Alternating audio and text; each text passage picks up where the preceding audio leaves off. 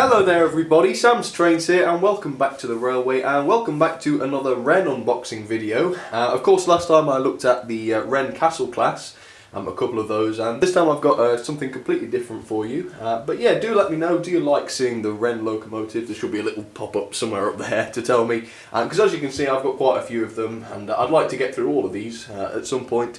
But only, of course, if you guys enjoy seeing them.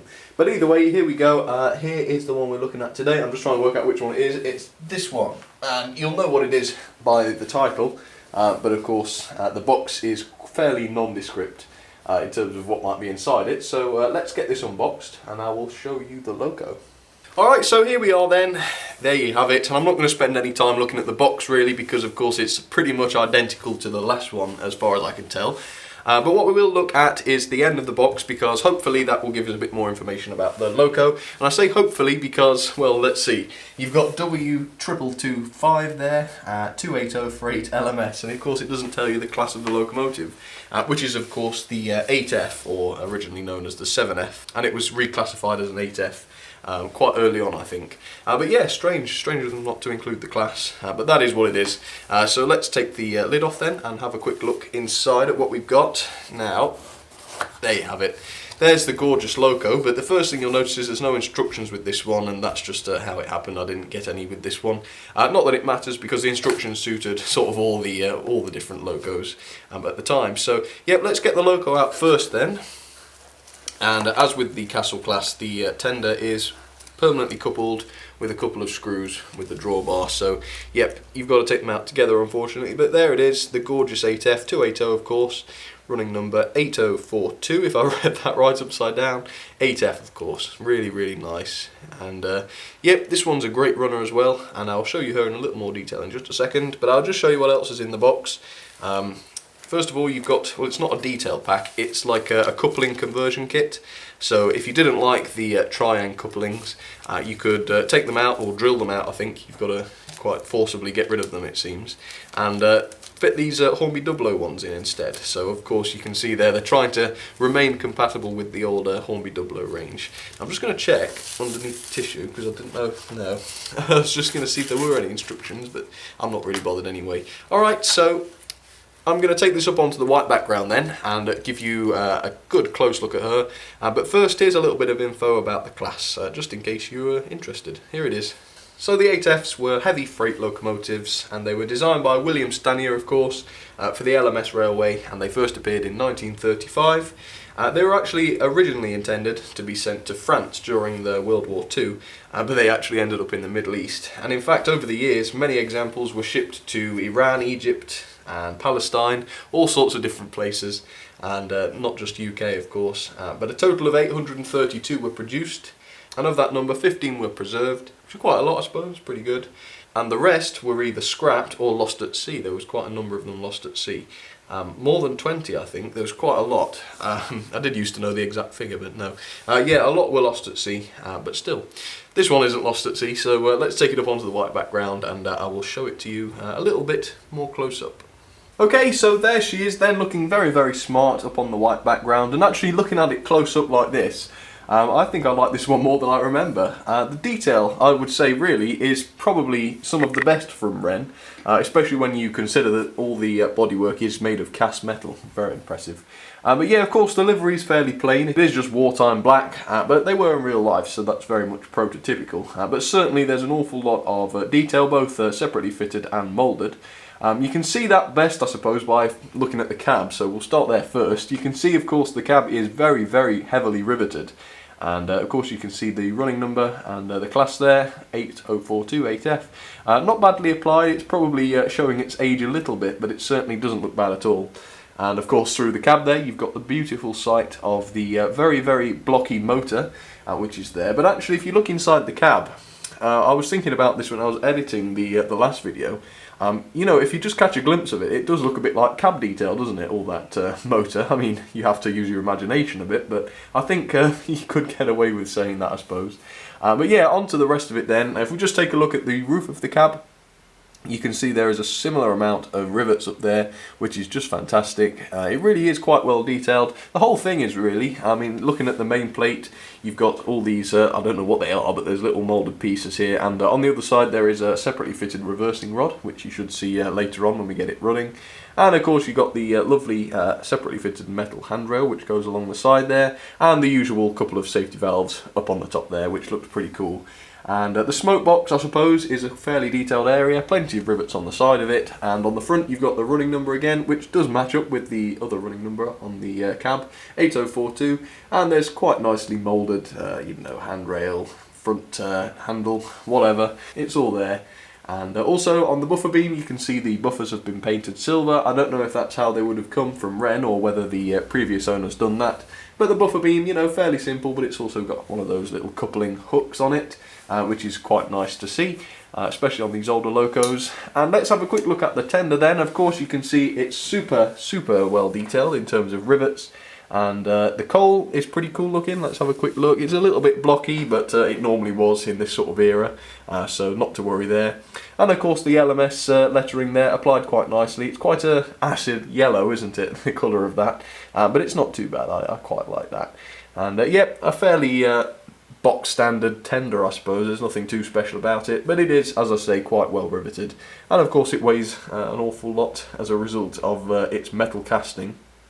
And it's the same story with the loco, really. I mean, goodness, if the Castle class weighed a ton, this one weighs 2 tons. It really is very heavy. But yeah, that's a quick look anyway. I don't want to spend too long looking at the detail because I know we're all desperate to get that running, me included. So, yep, let's get it onto the tracks with some freight. I think we'll try and make a silly freight train today, super long, and we'll just prove how much she can pull. Well, maybe not exactly how much, but, you know, a good example of what she can pull. Alright, let's do it. Let's try it.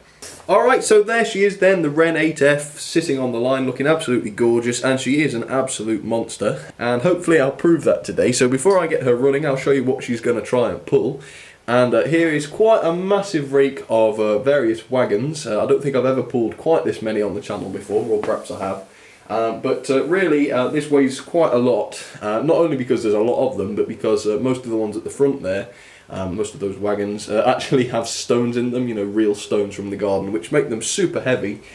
So yeah, there's roughly 40 wagons I think there as an estimate, and hopefully we're going to demonstrate that she will not have a single problem pulling them, because of course she is extremely heavy. But on the other line there is the Hornby 8F, which doesn't look all that different really in terms of detail. But of course she is a lot lighter, so she can't pull quite as much. But that being said, she's got quite a big train with some LMS milk wagons there, and also some tanker wagons. I'm not sure if that's quite hygienic in real life, having fuel and milk together. Probably not, but still, it's happening here today. But yeah, let's give this 8F, the Wrenn one at least, a little bit of slow performance. What? That didn't make a lot of sense. Slow speed testing, if you like. Here we go. As you can see, fairly smooth. Little bit noisy, but it's certainly not bad. Of course this one's been serviced. As you can see, all that linkage and the valve gear and such is all nice and sophisticated. It's actually a very good slow performer, isn't it, really? Yeah, I think that is. Now it's just coming to the point, so I'm not going to tempt fate. I'm going to stop her there and bring her forwards again. Yeah, so hopefully you get an idea there, a little bit quicker now, of just what sort of slow speed performance she does. It's actually really good. Okay, let's go and couple up to those wagons then, see what she can do. There we go, nice and gently does it. There we go, okay, let me just turn the camera then slightly. There we have it. Okay, so a lot of wagons here, and hopefully she will pull them with no trouble. So let's do a nice gentle start, see if you can detect any wheel slip.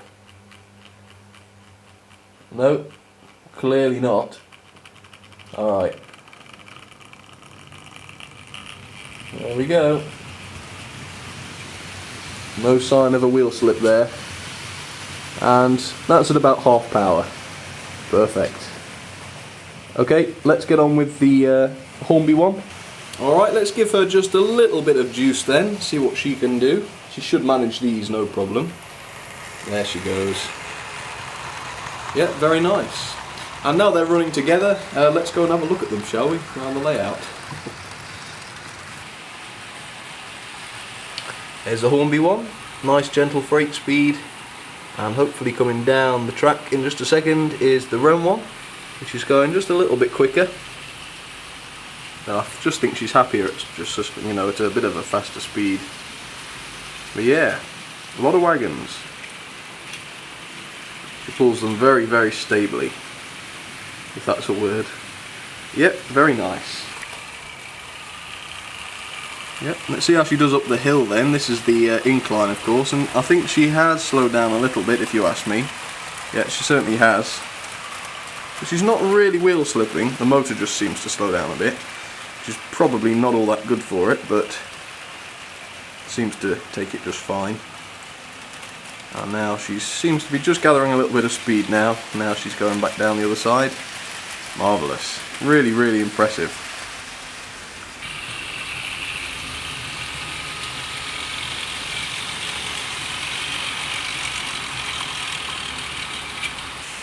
And there's a little bit of second radius just here, and you'll see she's not all that keen on it. See, slow down slightly there.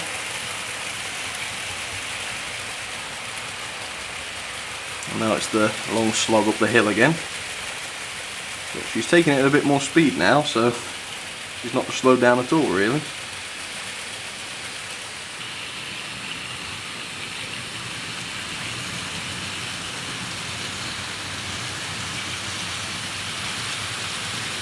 Alright, so here's what I thought of the 8F from Wrenn anyway. First of all, detail. I think the detail is a little better than what was on the Castle class, so for that, 8 out of 10. Performance, as you can see, she just pulls a ridiculous amount of rolling stock, and that's not even close to the limit. So, great performance. She's a little bit dodgy on second radius, she doesn't like that too much, so 9 out of 10, almost perfect. Character, 7 out of 10. I mean, they are quite full of character, but of course there are nicer locos out there. But that's only in my opinion, of course, but they're 7 out of 10. Build quality, 10 out of 10. It's Wrenn, it's a solid piece of metal for goodness sake. I don't think you could break it if you threw it off a building, although don't try that, because maybe that's not quite true. So yeah, 10 out of 10 there. Value, I paid 70 quid for this one, so that's pretty good, I'm sure you'll agree. 9 out of 10 there. So overall, 9 out of 10, gorgeous engine. Great pulling power, and a really, really nice looking little girl as well. So yep, there we go. Let's leave it running a bit longer then.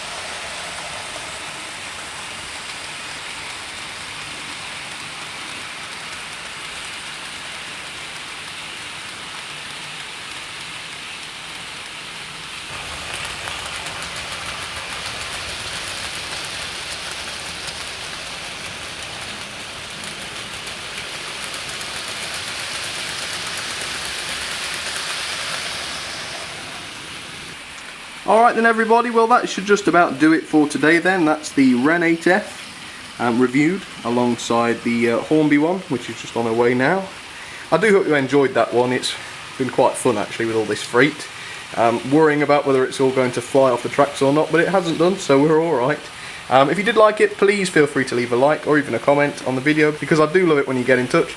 But for now, thank you very much for watching. Please check out the Facebook and Twitter pages if you'd like to, and they're at facebook.com/samstrains or twitter.com/samstrains. It would be great to see you on there, but for now, thank you very much for watching, and I will see you next time. Cheers everybody.